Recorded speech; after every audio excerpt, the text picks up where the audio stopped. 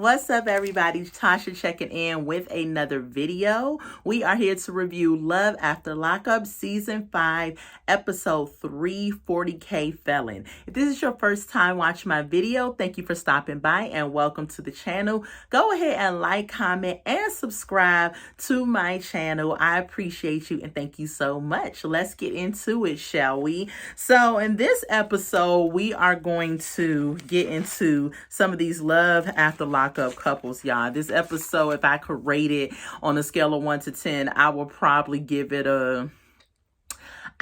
like a 5. I mean, it wasn't great, but it wasn't the worst. You know, I've seen episodes that was way worse. So I would give it a 5 on a scale of 1 to 10, okay? But we're going to get into some of these couples. If this is your first time watching me and I look down, that means I'm looking down at my notes. I do love to take notes so that I can make sure I do not forget something. Even though I still forget something, my notes kind of keep me on track, on pinpoints to where I need to go. So go ahead and drop in the comments if you think I forgot something on a particular couple, and go ahead and share which couple is your favorite, which couple you don't like, what's getting on your nerves, triggers in the comments, all of that things. Drop it so we can get a conversation started in the comment section, okay? So we're going to get started with the first couple, and I'm going to get into Britney and Keyrox, okay? So as we know, last episode, Keyrox just got out. He's at his family's house and they are having a cookout. The mom has cooked the food. Everybody's vibing. They're talking. They're happy to see him home, the whole nine. And so now they're ready to eat because I guess the mom has finished cooking the food. Keyrox is yelling, "Britney, B, make me a plate. Make me a plate. Come on." And she's fixing him a plate. You know, she's moving as fast as she can. And he takes a little sample of some of the food that the brother gives him off of a separate plate, and then he's like, "Come on, make me a plate." And the way that he is talking to her and speaking to her is just kind of so disrespectful. I'm like, you know what, don't rush me in making your plate. I would have checked him in front of his family like, "I'm making your plate, calm down, do not rush me." I don't like the way that he talks to her. He goes outside with the plate, and the mom and aunts are sitting around, and he's sitting up here eating like he's in the military. He's like, they like, "Slow down." I'm like, yeah, you about to choke on your food. What is the problem? But he says when he was locked up, he had to hurry up and eat his food so that no one would ask for none, or so that no one would steal the food. So I guess I could kind of understand he still has that mental mindset of jail. So he's kind of just, you know, eating the food, tearing it up and everything. And Brittany's on the other side saying that's how he eats or whatever. The mom goes and says she has a gift for him, and she goes and gives him a cigar and asks him to light it up, you know, as a celebration cigar. The mom says that I miss so many memories. The prison took the best years of his life away from me. So she wants to try to make these little memories the best way she can. Britney and Keyrox is saying, you know, thank y'all very much, everybody. We had a good time, but they try and get to the hotel so that they can have some alone time. So they get to the hotel. Of course, Britney has decorated the hotel and everything. Looks real cozy and romantic and everything for her age range. For her age range, she did the best that she could do with the whole romance and everything. So she gets to the hotel, and then she starts pulling out all these gifts that she has brought Keyrox. She said that she has spent $3,000 to $4,000. She was in school full time and working full time while he was still locked up, so she can afford him to have some luxury things when he got out. So she gave him, first she gave him, oh gosh, what did she give him first? I can't remember what she gave him first, but she showed him a watch. She said, you know, "Do you like the watch?" And he was like, yeah, he was all excited about this watch. She has some shoes, some slides that she gave him, looked like they were name brand slides, or so we think.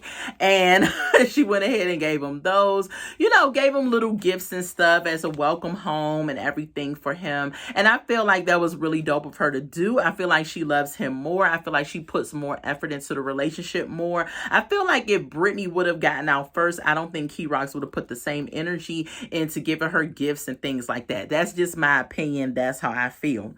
Now they're on their way the next morning to Keyrox's PO appointment. So the PO is going to tell him, you know, the ins and outs of everything that he has to do, when he has to report to the PO, where he's PO to, parole to, things of that nature. So they're driving in the car. It's raining.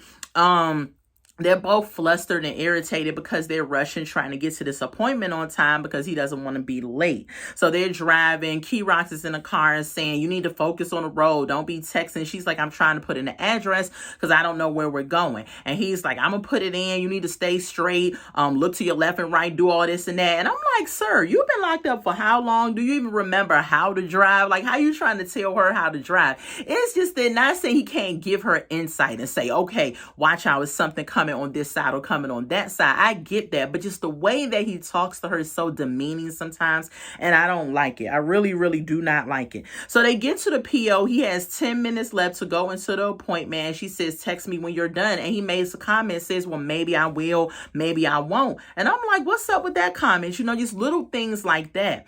And even Britney says she puts up with some things from people, or puts up with a lot of things, but she's Latina, and when she's had enough and fed up, she goes off and she's fed up. And I understand how she feels, because that is how I tend to be also. I'll put up with some things, but when you would push me to the brink, and when I'm about to snap, and when I'm gone off, when I'm all the way up there, I'm all the way up there. There ain't nothing you can really do about it until I calm down. So he then calls her a few minutes after he was in the parole office and says, why would you bring me to the parole office in Richmond? She says, you didn't tell me which one to go to. He says they actually have to go over to another area in Richmond. And I forgot. And it's funny because I've heard of these areas because my father is from Richmond. So I've lived in Richmond for like a month. Most boring place on the planet, in my opinion. And so, they actually had to be at another parole office. And she's just like, well, you didn't tell me. And he's like, well, we got to be at whatever, and hangs up on her. And then he comes out. Again, another disrespectful way in the way he's dealing with her. And next week, it seems that the disrespect is going to continue to escalate and go on and on. Like I was saying on Love During Lockup, Britney, you can do much better. Move on with your life. Do what you do. But because she's lacking so much love and support from her own family, or what she feels from her own family, and she won't repair that dynamic over there to at least see if she would have a support system, then she wants to put up with being disrespected by Key Rocks because she feels like that is a form of love that she knows, I guess. And so, yeah, that was it with them. Let me see if it was something else with them.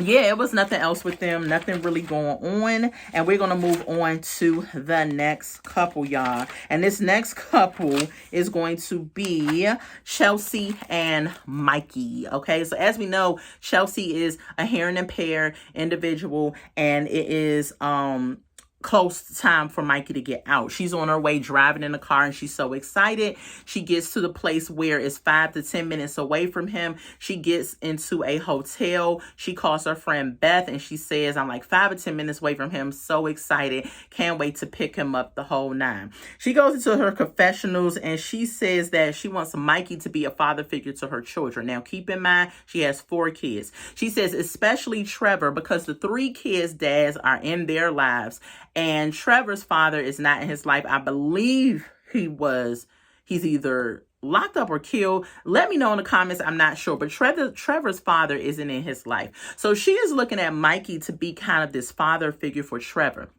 I have an issue with that. I have an issue with any woman that feels like the man that she meets should be a father figure to her child, especially a man that she barely knows. If you are building a relationship with the man, if you are putting in the work with the man, the whole nine, and y'all begin to establish some things, yes, I would say this man should be looked at as a father figure. But you don't really know Mikey like that, Chelsea. Okay, you haven't known him that long. He's been locked up the whole time you have known him. You don't know what triggers, what things is going on in his head. You don't know anything about this guy on the outside world. And for you to want him to be a father figure to your children, I think is very flawed. And I don't like it. Okay, if you come across my page, hey girl, but I don't like it. Okay, you need to not be relying on him to be a father figure. And you don't even know how this man is going to be on the outside world. She also says that she has been in an abusive relationship for 6 years. She was in one for 6 years, and then all the other relationships that she's been in outside of that has been abusive as well. Chelsea That's why her father was so upset when she said she was going to interact with Mikey on the last season, because her father probably had to witness these abusive relationships that she's been in and out of, as well as her children. Mikey's release. If y'all notice, I don't know if it's just me, but did Mikey seem like he had a wedding ring on his finger? I was trying to zone in and get close, and I was like, is that a wedding ring on his finger? It looked wedding ring to me. Y'all let me know in the comments if y'all saw the same thing that I'm seeing. He also came out with a keyboard and an amp, and I'm like, how the heck are you able to have a keyboard and an amp in jail? But I guess he's able to do that. I guess the prison system has changed.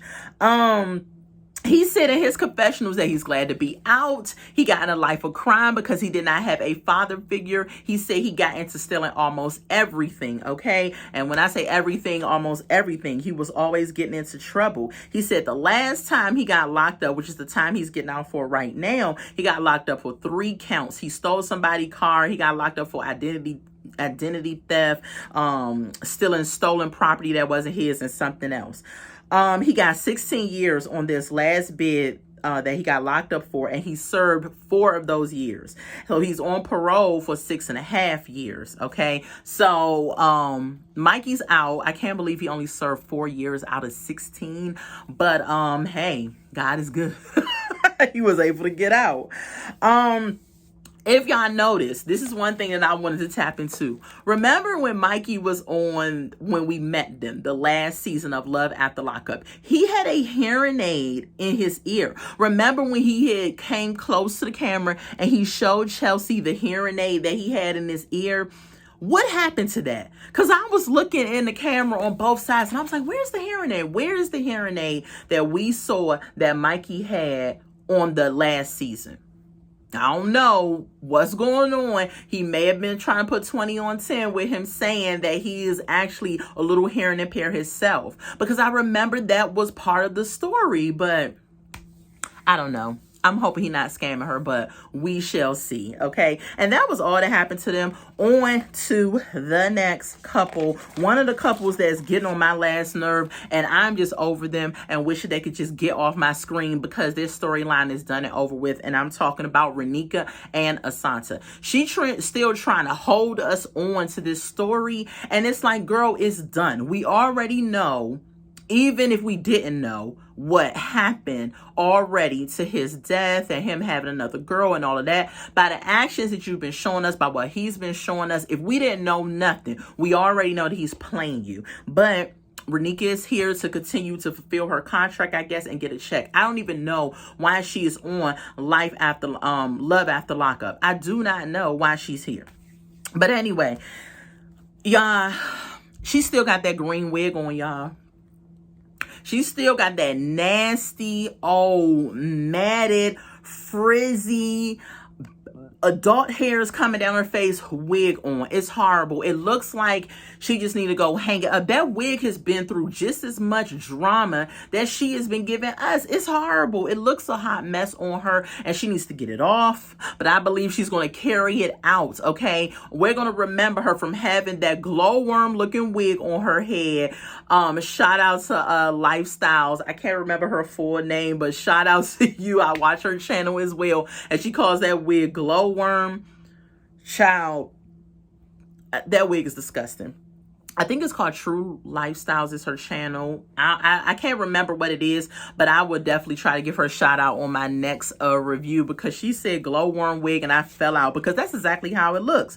But anyway, she's there with her friend Ray. They're still sitting there with Casey, the PI that they got from last episode, and he just called Auntie, and he called Auntie, which is the girlfriend, acting like he's the hotel staff where she's staying at, and asking her, do she need towels and sheets and everything like that, or and asking her, is she checking out at a certain time? All these questions, trying to figure out information.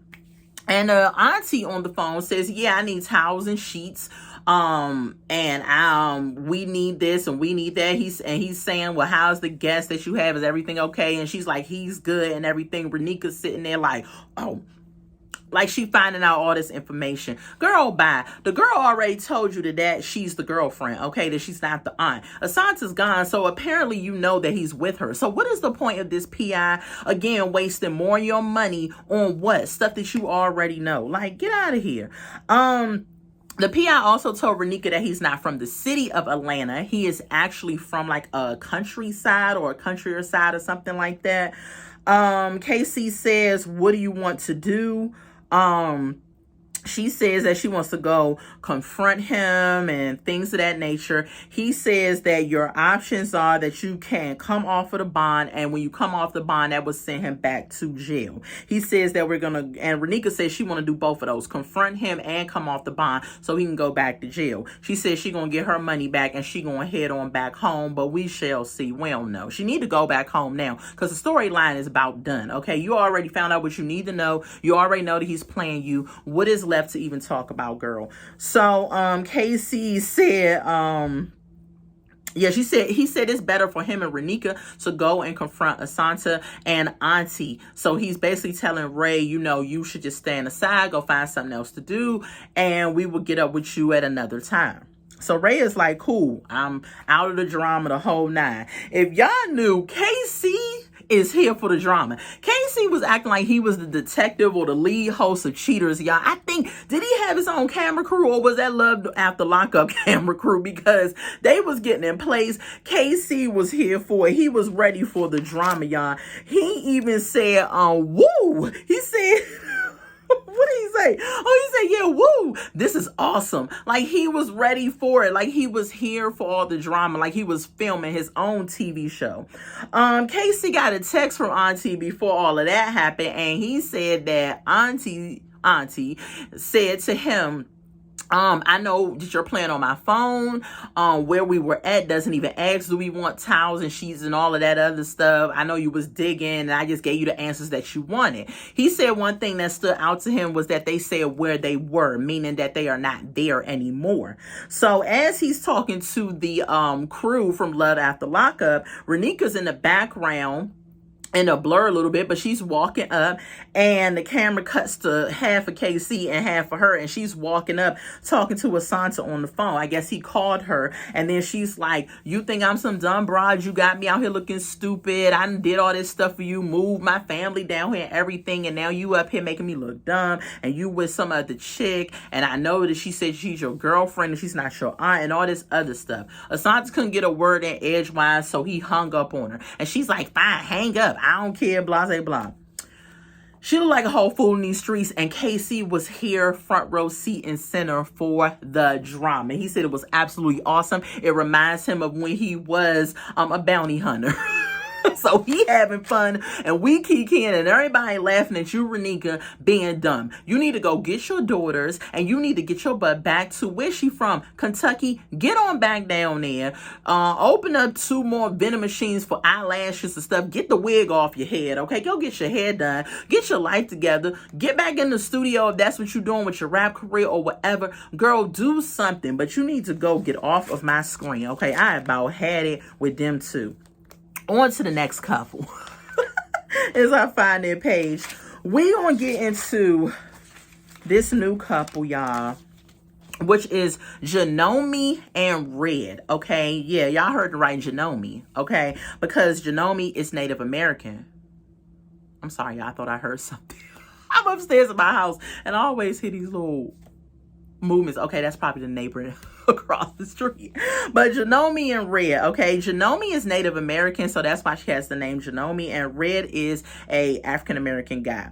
So when we open up, she's with her 5-year-old son, Sway. Sway is so cute. He's so cute.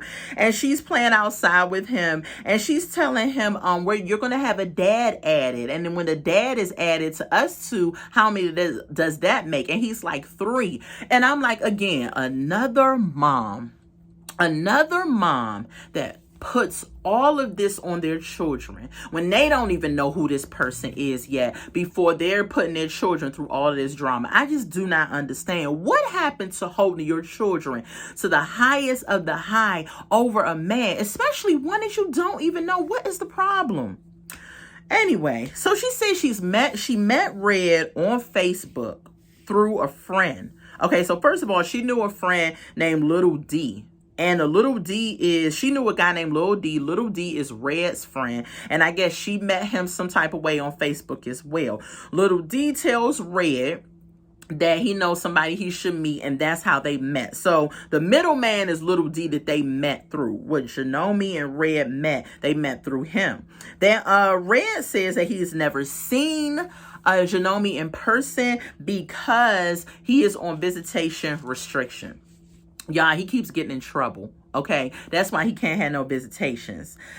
Janome is giving me, and correct me if I'm wrong, y'all can drop in the comments and leave it. She's giving me Monique vibes. Y'all remember Monique and Derek? She's giving me Monique vibes because of her size, the way that she's acting towards him. They've never really seen each other. Like, a lot of this is familiar, okay? If y'all follow me, go with it. Drop in the comments if y'all feel the same way. And all of her pictures that she showed was filtered. Same thing Monique did. Excuse me, y'all. All of them was up this way, had a filter, one of those cloudy little faces on. You never really saw the real her. Her pictures were giving catfish, and her in real life was giving something else. She says she has never been in a real relationship outside of a jump off. So she just seems to be the good time girl and has never been in a real relationship. And Red is the first one that she's been in a real relationship with. And she's been talking to him for 7 years at this point. Never has seen him. Her sisters come over her house, and her sister is very much giving the same vibes that Monique's friends gave. Her sister goes off in a confessional and says she is concerned about what he is going to see when he see her. Basically, her sister is saying she's a big girl, and I'm concerned if he's still going to want to deal with her when he knows that she's a big girl. What kind of sister are you, sister? Okay, even if my sister was 800 pounds, you should know that what's on the inside is what matters. You should have enough with your sister, enough communication, enough relationship with your sister to know there's more substance to her than what's on the outside. But of course, the sister's probably keeping it real and be like, look, men are visual. They do fall in love with the outside first before they get to know everything about you. But I just didn't expect for her sister to be like, listen, she basically said the chick is a little big. I don't know if he's going to be for it when he get out. Joyce says that she cheated on Red while he was locked up. She says he was in the hole one time. She couldn't get a hold of him, couldn't talk to him. She got lonely. My thing is, the man ain't on the outside world. All you missed was conversation. So you mean to tell me he got locked up in the hole, and because you missed the conversation, you went off and cheated? Y'all, and that cheating ended up having a pregnancy come out of it. Yes, she ended up getting pregnant from the person she cheated with. The person is not in the child's life, is not in her life. Again, because she's never been in a relationship. She's always been in jump offs. So the person's not in her life. Red is getting out in 5 days, y'all. 5 days. And she needs money in order to go get Red and do everything that she needs to do. What does she do to get the money, y'all? This is unbelievable. And it made me pissed off to the highest festivity. Okay, all those peas, I spit a little bit, pissed me off. She took her grandmother's family heirlooms and went to a pawn shop, y'all. Yes, went to a pawn shop to get $500 to go and pick up Red. $500 for the family heirlooms. Her sister was with her, and her sister said in her own confessional that she is very upset that she would go and pawn some family heirlooms for a man that she's only known for 7 years, and she don't even know if it's going to work out. Janome said that she has spent, get this, y'all, almost $40K on Red in total. This coming from a person she said she's a medical assistant, and medical assistants probably don't make that much money because she lives in New Mexico, I believe. They probably don't make that much money because she had to go pawn some stuff to get him out of it. I cannot believe she did that. I was like, this is your grandmother's stuff. Like, this is something that, you want to hold dear. It was your grandma's stuff. It's a family heirloom, and she pawned it for $500. And her sister was just standing like, you sure you want to do this? And she was like, well, I got to get him. I got to do something. We going to see how Janome and Red's story end up, because, baby, this is going to be some mess that's going to have me on here about to curse. And we don't even do that on this channel. But that was it for them. Moving right along to the next couple, which is going to be Louis and Melissa. Louis and Melissa. That's how Melissa says Louis' name. I don't care what y'all say. So, they riding in the car. And Louis is sitting there, and the mom is just, bothering Louis, talking about some, hold on. No, they're riding in the car. They just finished picking Louis up. Let me back up. They just finished picking Louis up. And Louis says to Melissa, it's weird to be out. It almost feels like I should be getting ready to go back to prison tonight. And I was like, say what? But I understood what he was trying to say. He's trying to say he's been in for so long, it feels weird for him. He's in a routine of being in jail or being in prison. So he feels like he should be back there. The mom, wait. Hold on, y'all. Okay, so Louis, they're riding in the car, and the mom is just like, inserting herself in the conversation, saying, you're going to be home, you're going to do this, telling Louis all the stuff that he's going to do. And Louis snapped on his mom a little bit respectfully. He said that, I'm grown. I'm 41 years old. I can make my own decisions. Me and Melissa are going to be together because they want to go get a hotel. And the mom is bent on saying, listen, you don't know when the PO is going to show up. You shouldn't go get no hotel with her. And Louis is basically saying, we're grown. We're responsible adults. We're going to go do what we want to do. And Melissa says a slight mumble. She was just like, yeah, well, she said something. I can't utter what exactly she said because she's a punk when it comes to the mom, and she don't get it all out. The mom gonna say, nobody was talking to you, sunshine.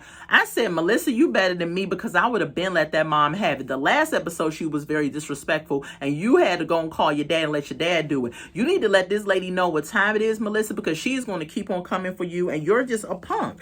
They get to the house, the mother's house, and Louis even says this house is a trigger. He says he used to call people to come pick up drugs from their house. He used to do a lot of criminal activity out of the mom's house, and he said the house is a trigger. And I don't know why the mom would not want him to be paroled somewhere else, knowing that the house is a trigger that could possibly lead him back to doing the things that he used to do.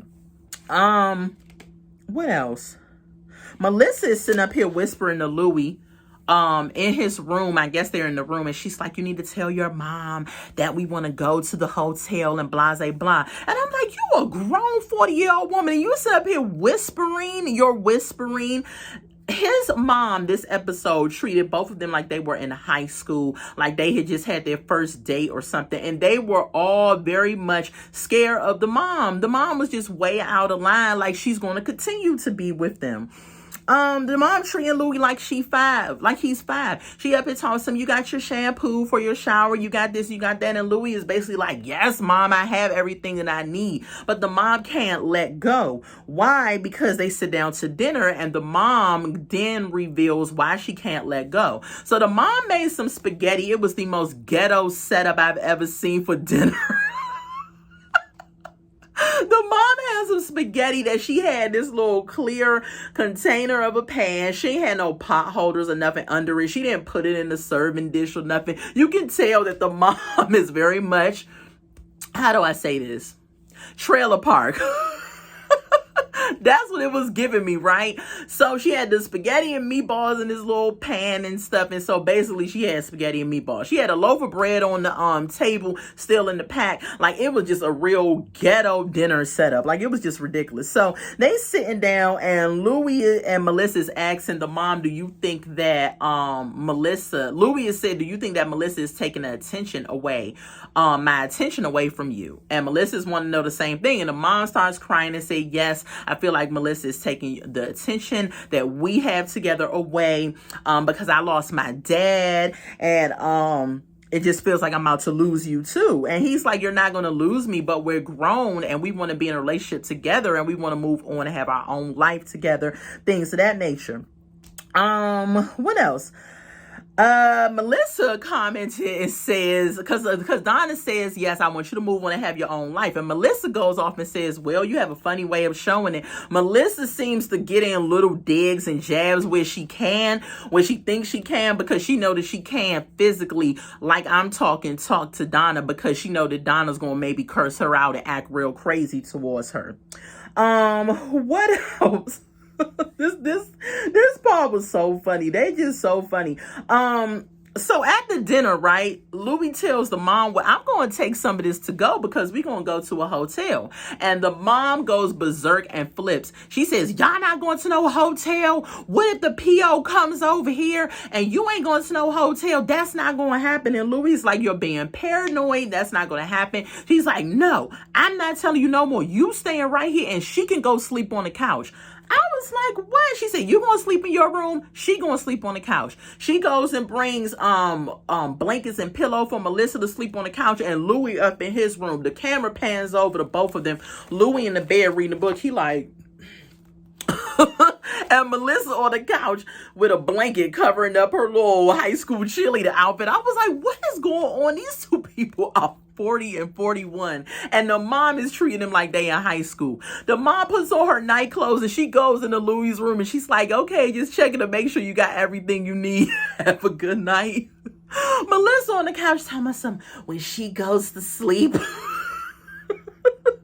she on the couch about, when she goes to sleep, we're out of here. And I'm just like, are you serious? So apparently they waiting for the mom to go to sleep. Because when the mom go to sleep, they going to go to a hotel and they going to get out of there or whatever. Child, I just could not with them two. I was just like, are y'all seriously letting this lady punk both of y'all? And we're going to get to the last couple, y'all. Let me make sure I got everybody. Yes, the last couple for tonight. We did not get to meet any body parts of what's her name? Y'all help me. Sheree. We ain't get to meet no body parts of Sheree this week. They were not on this episode. But I'm pretty sure next week they're going to be on the episode. And when they do, we're going to meet some more body parts. If we don't meet a combination of both, okay? But we're going to get on to Andy and Britney, because Andy and Britney's segment irritated me to no end. Like, it irritated me to no end. Andy is so disgusting. So we pan over to Barry and Andy sitting in the car, right? You remember last week she was going into her son's birthday party and she told Andy he can't meet the other kids, okay? Andy was pissed about that, a little irritated. Barry had made the little boy a cake. They had got balloons. They had did all this stuff and they was told that they could not come into the party. If it was me, I'd have been like, oh, nah, I done funded most of this party. I need to be in the party. That's like, how the heck I'm gonna buy everything for the party and then you tell me I can't come to the party? Now, that's messed up. So Andy and Barry is sitting outside like Tweedledee and Tweedledum in the car. They've been waiting there for about 2 hours. And finally, Britney comes out with Gracie. Gracie says she's about to leave and go hang out with some friends. They kiss. Gracie parts ways. Britney has the nerve and the audacity and the unmitigated gall to ask Barry and Andy, so what did you guys do? I would have been like, girl, we sat outside for 2 hours waiting for you to come out. What the heck you think we did? Andy gonna say we sat in the car, talk, listen to some music the whole night. I'm like, child, you gotta be kidding me. So Andy wanted to go on to Rome, where him and Britney are supposed to live together, right? But Britney goes ahead and sets up the you ain't getting no booty phrase, right? Because she goes and says, well, I'm a little tired. It's been a long day. I know it's been longer than we expected. So I'm just ready to go back to the hotel and just relax and go to sleep. She says, do you mind if we don't drive to Rome, if we just go back to the hotel? Andy wanted to say, no, I want to drive to Rome, but he buckled and agreed with what Britney said from what he's been doing since the time she got out. Andy is getting annoyed because Andy is getting hornier and hornier by the minute. And he is just like, I haven't had no alone time with her. Andy, what did you think was going to happen, sir? She got children that she ain't seen. She been locked up for a few years. She needs to have the time with her children, her other family. What you thought she's going to come out, run into your arms, drop her kids off, and run off into the sunset with you? That's what he really wanted. He really don't give a crap about her kids, if you ask me. And so Andy, they get to the hotel, and he's like, well, what do you want me to do? And Brittany's like, go get a room, duh. He goes off to get a room. Britney is outside talking to Barry, and she's talking about, I know you've been through your past and things like that. I know your sisters didn't want to come because of certain things that you all have experienced, a lifestyle that I was into, but I'm not into that anymore. I'm going to turn over a new leaf, the whole nine. Barry says, my sisters think you're going to scam him. Well, he said it in his confessionals. He said it'll just take some time to her, but he says in the confessionals, he think that his sisters think that she is going to scam Andy, which is my sentiments as well. They get the room. He get the rooms. Barry go in his own room. Andy and Britney go in their room, of course. Andy says that he's been waiting to have sex for 8.5 months. He's still hopping on this sex. His hornyism, if that's even a word, is building and building, because he said, I've been waiting on this for 8.5 months. Excuse me. Britney says, no matter what her and Andy built in prison, the time that they're having right now is very weird. So she gathers her stuff up and she says, I'm going to go, take a shower and what have you, and I'll be right back to get in bed. She is literally telling this man, I am going to bed. You're not getting no booty. I am going to bed. I don't know how many different ways Andy got to get this, but he just do not get what she's saying. She's telling you, sir, you're not getting any. How about the most nastiest, cringiest thing that he did was when she went in the bathroom in the shower, he goes and takes the do not disturb sign and he puts it on the outside of the door. For me, that was very disgusting. For me, it was not okay, because from a viewer watching the show, it made it appear that you were going to try to force yourself on this woman, no matter what she said. She's already told you she's tired. She already told you that she wants to lay down. It's been a long day. And you, in your nasty, sick, I don't care what she says, I put out this and put out that for her, and she going to give me some after I did all this mine, thinking that you're going to change her mind. I was so disgusted. I said, he is just nasty. And it doesn't even have anything to do with the way that he looks. It has very much to do with his attitude and his approach to how he's doing everything. I was just so disgusted by him. He makes me, So anyway, the next morning, Britney wakes up and she's talking to the camera crew and she says the last night was weird. And immediately I was like, oh my God. I was like, what did he do to this woman? She says that she was trying to go to sleep. She in the bed trying to go to sleep or whatever. She probably got out the shower and was like, good night, whatever. Because they had 2 separate beds in the room, which I was glad about that. And she says that he kept trying to kiss her, touch her, the whole nine. And I was like, oh, that's so annoying. That is so annoying. They pan over to Andy and his confessionals and he says, yeah, I think last night went fine. Fine? Are you serious? How could you not pick up how this lady is feeling about you, you nasty, pedophile-ish acting man? It's just disgusting.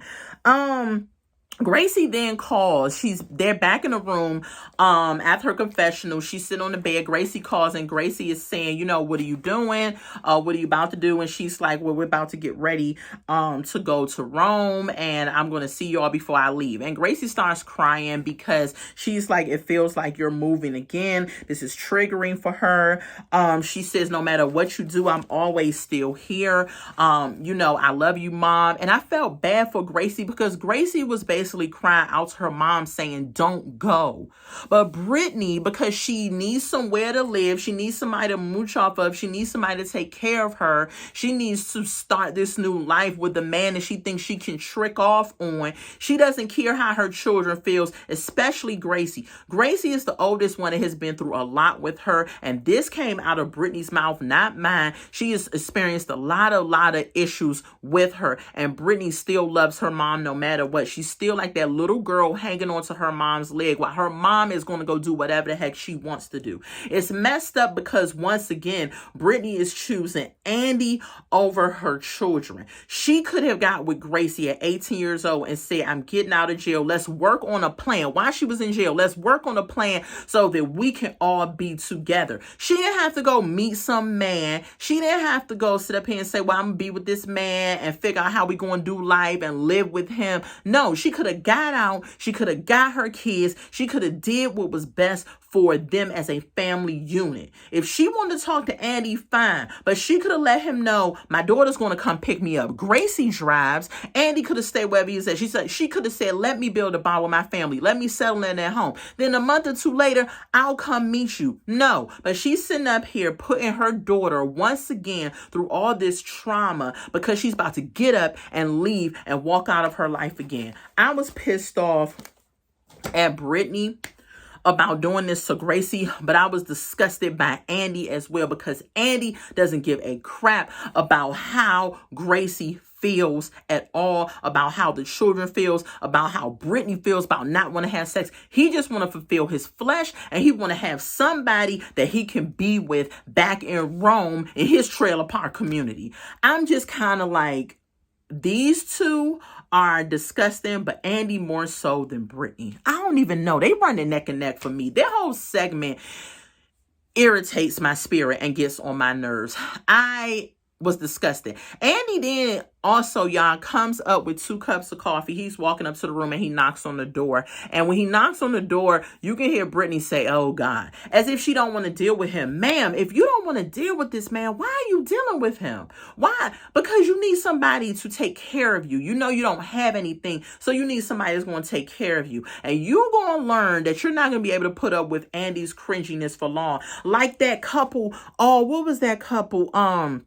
The young girl and the dude with the glasses, the Caucasian guy with the glasses on last season. Y'all drop in the comments if y'all know who I'm talking about. But she didn't see it for him. She didn't like him. She didn't want to be with him. And then finally, when rubber meets the road and she couldn't really go through her plan of how she thought, they ended up breaking up and it was a done deal. And I think that's what's going to happen to Britney and Andy. They're not going to make it. And I think, spoiler alert, they probably are not together. I've heard that on the YouTube streets.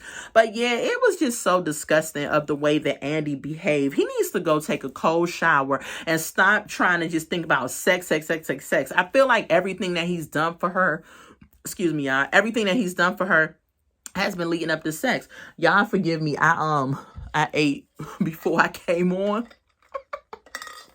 and I keep burping the stuff, but I don't want to belch, so I'm trying to not do that in the video. But y'all, I just them two are disgusting, and I'm just over it. And that's the end of my review. I don't have nothing else to say about them. If y'all do not watch Love After Lockup, y'all go ahead and get into this show. It is quite interesting. Even if you do not have WE TV, you can go on YouTube and you can actually watch the episode every week when it comes out, and you can catch up and you can follow me in the reviews and you can give your comments on what you think about the show as well. That's going to be the end of my review, y'all. These couples are quite interesting and it's just going to get even worse, I believe. Y'all go ahead and drop in the comment section which I agree with on this video, which I disagree with. Drop any comments about the couples that's going to annoy you, irritate you, the couples that you like, the couples that you dislike. As of right now, I don't have no couples that I like. I don't have no couples that I see it for, that I think are going to just have this happily ever after lifestyle. I can't even... Nah, I don't see it for none of the couples. I was about to say maybe there's one, but there's not one. I don't see it for none of them. But y'all, make sure y'all go ahead and like, comment, and subscribe to this video. Thank y'all for joining me. And until we meet again, which will be next week on another review of Love After Lockup. Y'all be safe. I love y'all to pieces. Y'all remember to share this video too. I'm trying to reach 1,000 subscribers by December. We got 3 months. I believe that we can do it, y'all. I'm going to continue to bring y'all the best of me. And I ask y'all to please share my channel. Share it to your friends, your family. Let's grow together. Let's help one another, redefine one another. I do health content. I do product reviews. I do if I'm doing my walks, I come to y'all with where I'm walking at. If I come across any deal, sale, anything that can help us as older individuals grow into a healthier lifestyle, physically, mentally, with our personal space, our workspace, whatever. I cover that on this channel, and I try to do it in a positive and joyful and very light way. So thank y'all for joining me. Go ahead, make sure you like, comment, and subscribe, and I will see y'all next week. Bye, y'all. Bye.